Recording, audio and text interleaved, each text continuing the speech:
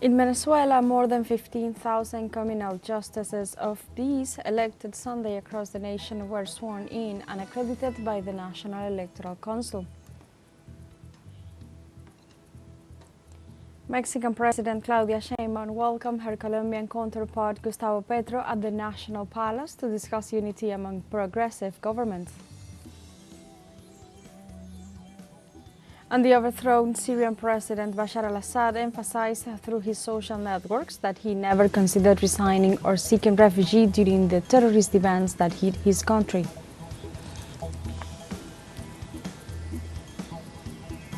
Hello and welcome to From the South. I'm Alejandra Garcia from teleSUR Studios in Havana, Cuba. We begin with the news. Stay with us. In Venezuela, more than 15,000 communal justices of the peace elected Sunday across the nation were sworn in and accredited by the National Electoral Council. The communal justices of the peace, elected by the people's power, were proclaimed and accredited before the National Electoral Council, thus legitimizing themselves together with the communes they represent. In this context, they expressed their commitment to work for the people, assuring that now the judicial courts will be within the communes and the citizens will receive immediate answers as their representatives will be in the territory. At the same time, they expressed their gratitude for the people's trust in them to play an important role in the communes.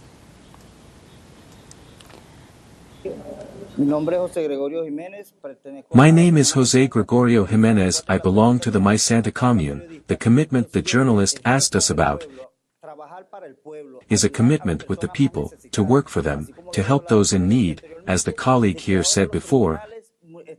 Now the courts, the judicial courts, are going to be within the communities, within the communes in which we were elected by the popular vote, a vote where the people chose us because they trust us. Because we are good people, people of peace and of trust for the communities. In Venezuela, the first Vice President of the United Socialist Party of Venezuela, Diosdado Cabello, informed that the National Security Agencies arrested an Argentinian citizen when he was trying to enter the country for terrorist purposes. During the press conference of the United Socialist Party of Venezuela, Cabello rejected the statements of the current Argentinian Minister of Security, Patricia Bullrich, whom he described as fascist for using war threats against Venezuela. In this context, he urged Bullrich to stop her threats against this South American country.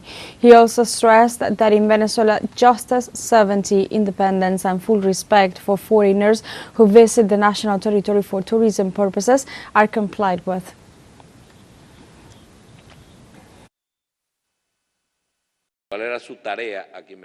What was his task here in Venezuela? They don't say that. Probably we will say it at some point. A friend of mine can say it. Why was he coming to Venezuela? Everyone gives an excuse. For example, he didn't have a girlfriend or a boyfriend. If you want to get married, come to Venezuela. Do you want to get a boyfriend or a girlfriend? Come to Venezuela. Everyone gives that excuse. It hurt them, it hurt them because he was coming to accomplish a mission. And it's not that the mission has been aborted, no. We have thwarted their mission, thanks to the state security agencies. Amazon communities in Ecuador intensified the protest against the construction of a maximum security prison in the province of Napo. After 15 days of strikes and blockades, the rallies against the construction of the prison continues, demanding an immediate response from the nation's president, Daniel Noboa. According to the region's indigenous communities, the penitentiary will damage the ecosystems, educational areas, and at least 90% of the area's local economy. The strike was joined by the residents of the province of Pastaza, who used spears to block the Amazon highway and denounced earlier deployment of police forces to repress the popular mobilizations.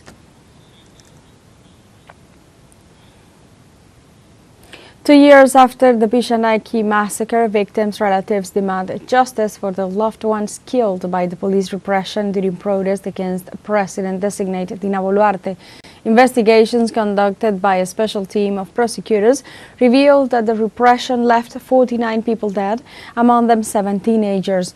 On the other hand, the experts reported that at least 48 police and army officers are presumably responsible for the murder of the 7 minors. According to legal authorities, the first trials could begin in 2 years.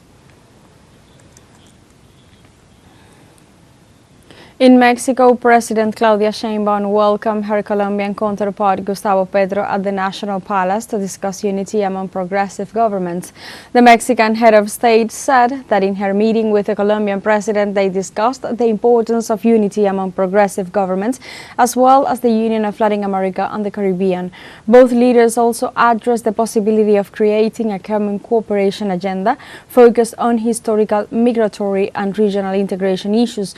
In addition, the two presidents discussed the reactivation of the search program to locate the remains of Colombian independence leader and former President José María Melo.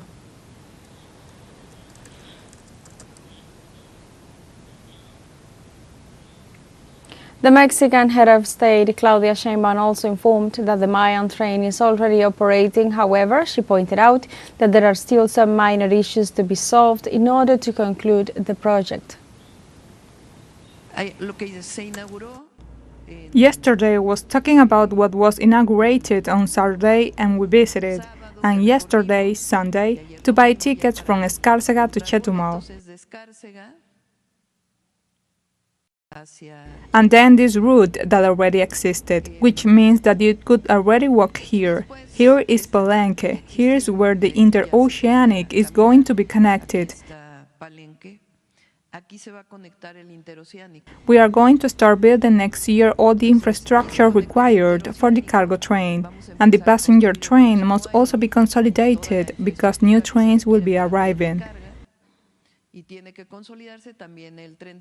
This is how it was planned from the beginning, with some other adjustments, but today the entire route across the peninsula is already operating. Canadian Finance Minister Chrystia Freeland, long Prime Minister Justin Trudeau's most powerful minister, has announced she is resigning from the cabinet. Freeland, who also was Deputy Prime Minister, said Trudeau had told her Friday that he no longer wanted her to serve as Finance Minister and that he would offer her another role in the cabinet. Freeland, in her resignation letter, stated that the only honest and viable path was to leave the cabinet. The cabinet shake-up comes as Trudeau struggles with declining popularity and raised questions about how much longer he can stay in his job. And now we have a short break coming up, but first remember you can join us on TikTok at teleSUR English, where you'll find news in different formats, news updates and more. We'll be right back, stay with us.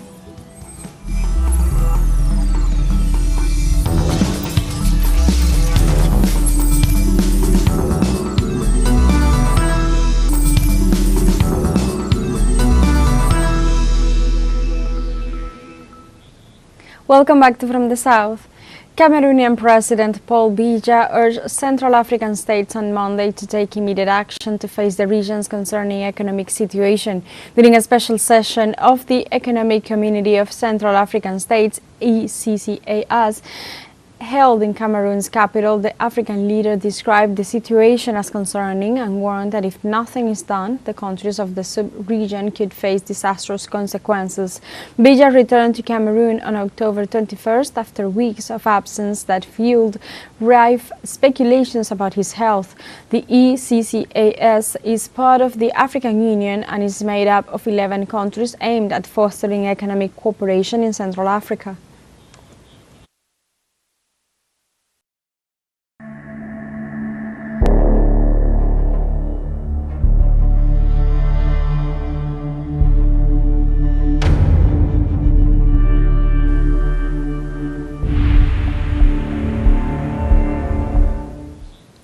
The Israeli regime once again targeted a United Nations safe haven school in the Gaza Strip.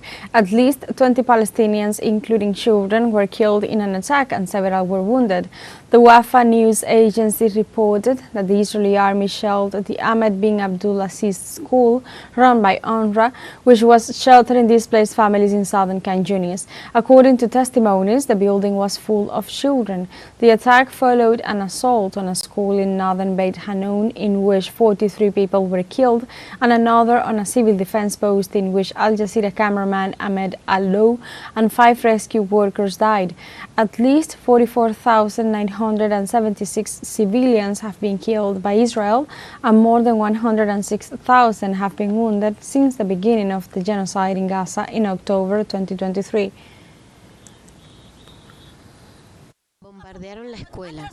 They bombed the school, which was a shelter for children, and there were no resistance fighters or anything in it. They were all children, and we were sleeping. So why didn't they tell us to evacuate the school? How can they bomb a school? I say to the world, enough. As you can see in front of you, children. Who kills children? Enough. We were sleeping.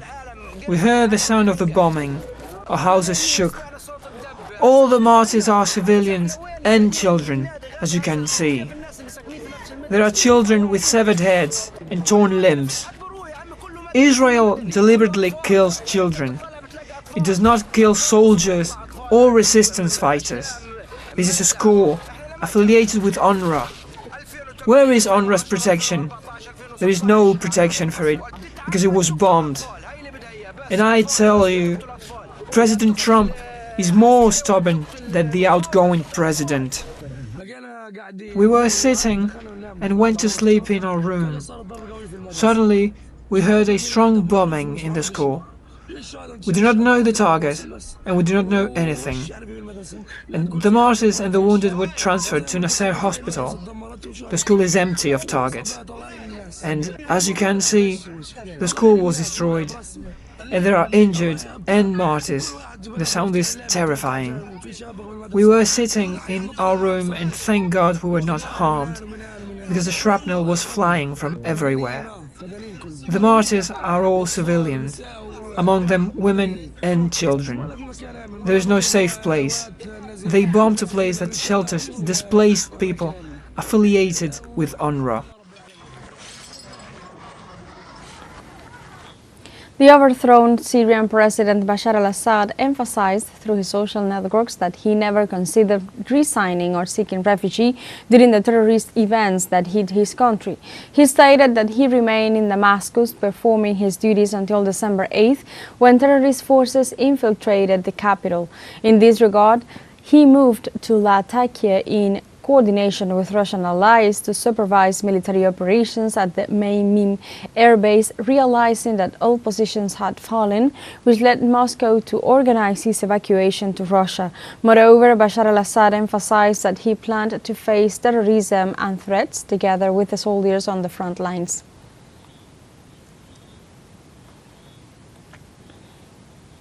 The president of Syria, Bashar al-Assad, through a statement on his former Telegram channel broadcasted as well by the Russian news agency TASS, declared that he remained in Damascus until the early hours of December 8th.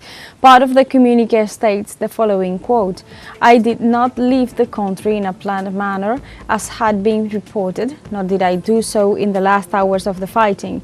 I remained in Damascus fulfilling my responsibilities until the early morning hours of Sunday, December 8th, 2024. Continues explaining that Moscow requested the base command to organize an immediate evacuation to Russia, and the option of asylum or resignation was never considered, neither by him nor any person or entity related to him. Al-Assad follows reaffirming that since the first day of the war, he refused to exchange the salvation of his homeland for personal benefits and stood by the officers and soldiers of his army on the front lines at the most critical and dangerous points of combat. Al-Assad finished by saying, and I quote, This does not imply in any way a renunciation of my national and authentic belonging to Syria and its people. My commitment to Syria is unwavering, regardless of any position or circumstance, and is filled with hope for the return of a free and independent Syria." End of quote.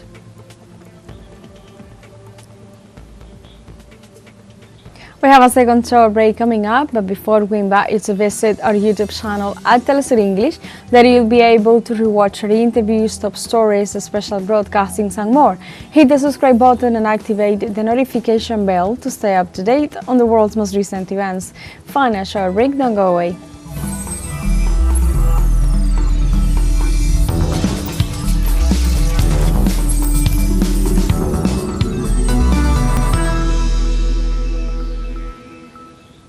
Welcome back to From the South. German Chancellor Olaf Scholz lost Monday the confidence motion in the German Federal Parliament, Bundestag, which officially opens the way to early general elections next February 23rd. This motion puts a definitive end to the weakest coalition government in Germany in recent decades. Of the 717 votes cast, 207 members of parliament backed Scholz, 394 voted against, and 116 abstained. Scholz's management has been strongly questioned by both the opposition and his own allies. As the election date approaches, Germany is entering an election campaign that promises to be short, intense, and decisive, with a high level of uncertainty about the country's political future.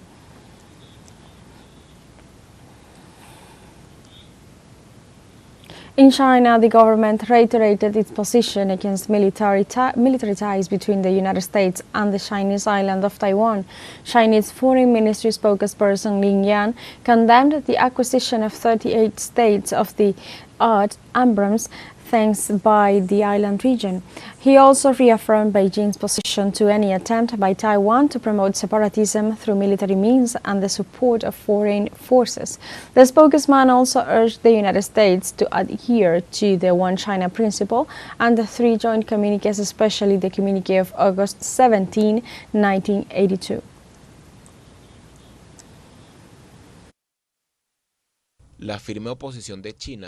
China's firm opposition to U.S.-Taiwan military contacts and U.S. arms sales to Taiwan is consistent and clear. We urge the United States to respect the One China principle and the three U.S.-China joint communiques, especially the dispositions.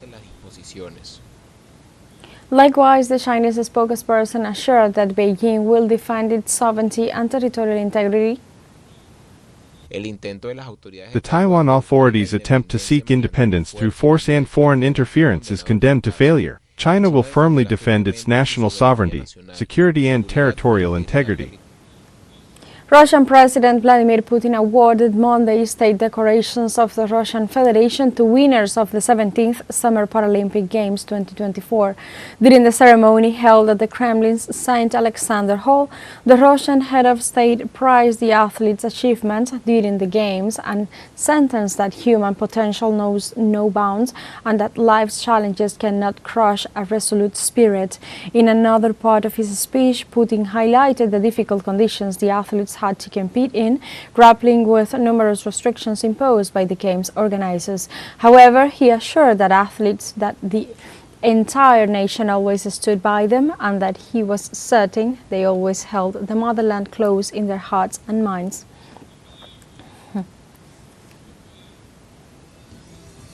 We have come to the end of this news brief, but you can find this and many other stories on our website at telesurenglish.net and join us on social media. We are on Facebook, X, Instagram, Telegram and TikTok as well.